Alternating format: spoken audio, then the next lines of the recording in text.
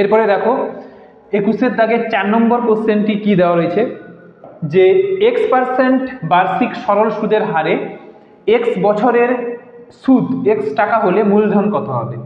এখানে তোমাকে মূলধন বের করতে হবে। তো ঠিক একইভাবে এখানে আমরা কি করব, সেই I = PRT/100 এই ফর্মুলাটাকে ইউজ করব। তো এই ফর্মুলাটাকে ইউজ করলেই তুমি তোমার মূলধনটা পির ভ্যালুটা পেয়ে যাবে। তো এর জন্য কি করব দেখো, তো আমরা ধরে নিচ্ছি আসলটা হচ্ছে কত P, আমরা ধরে নিচ্ছি কত, যে ধরি আসলটা কত, ধরি আসল হচ্ছে P টাকা, ঠিক আছে।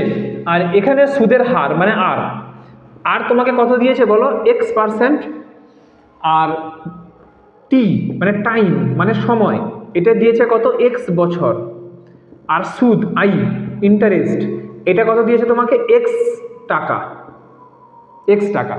এবার আমরা জানি কি বলো, আমরা জানি যে x মানে I PRT/100 এইটা জানি। এখানে I এর ভ্যালু তুমি পেয়ে গেছো, I এর ভ্যালু x লিখবে, P এর ভ্যালু কত তোমাকে বের করতে হবে P, R এর ভ্যালু কত, R এর ভ্যালু হচ্ছে x, আবার T এর ভ্যালু কত x /100। এখান থেকে একটা x কেটে দাও, তাহলে কি লিখতে পারবে তুমি, যে 1 = PX/100। তাহলে এখান থেকে তুমি বলতে পারবে কি, যে P সমান 100টা এপাশে চলে এলে কি হয়ে যাবে উপরে, আর এক্সটা এপাশে চলে এলে নিচে। তাহলে আসল P এটা সমান কত পাচ্ছ, 100/x।